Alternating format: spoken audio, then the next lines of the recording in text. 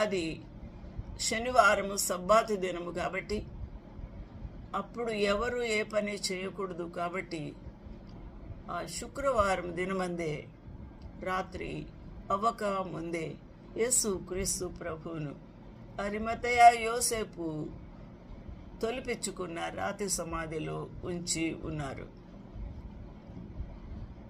ఆ యేసుక్రీస్తు ప్రభు యొక్క దేహమును ఎక్కడ ఉంచారో తెలుసుకొనుటకు గలిలయ నుండి ఆయనతో కూడా వచ్చిన స్త్రీలు వెంట వెళ్ళి ఆ సమాధిని, ఆయన దేహము ఎలా ఉంచబడినో చూచారు.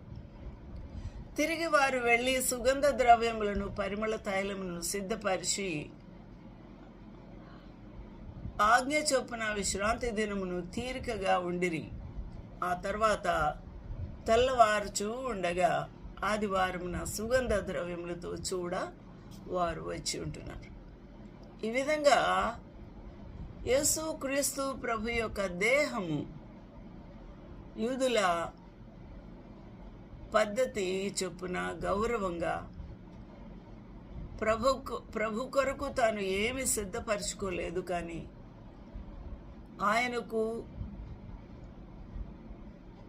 సిద్ధపరచబడిన తొలిపించిన రాతి సమాధి కొత్తది ప్రభువు సిద్ధపరిచి ఉన్నారు. అందులోనే ఆ ప్రభువుకు సమాధి జరిగింది. దేవునికి మహిమ కలుగునుగాక. తన ప్రియమైన శిష్యులు రహస్యంగా వెంబడించుచున్నవారు అరిమతయ యోసేపు మరియు నికోదేము ఆ యొక్క సమాధి కార్యమును ధైర్యముగా పిలాతు వద్ద నుండి అనుమతి తీసుకొని సమాధి చేసినట్టుగా చూస్తూ ఉన్నాం. దేవుని యొక్క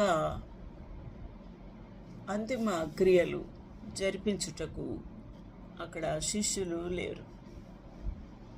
స్త్రీలు చూసి ఉన్నారు, కానీ అంతిమ క్రియలు, దహన క్రియలు లేక సమాధి క్రియ చేయుటకు దేవుడు ఏర్పాటు చేసుకున్న ఇద్దరు భక్తుల్ని వాడుకున్నాడు. వారి యొక్క సమర్పణ, వారి యొక్క ధైర్య సాహసాలను బట్టి దేవునికి మహిమ కలుగునుగాక. ఎందుకనగా అక్కడ యూదులు, మత ఛందసవాదులు, ప్రధాన యాజకులు, రోమా ప్రభుత్వం వారు అందరూ కూడా వ్యతిరేకంగానే ఉన్నారు.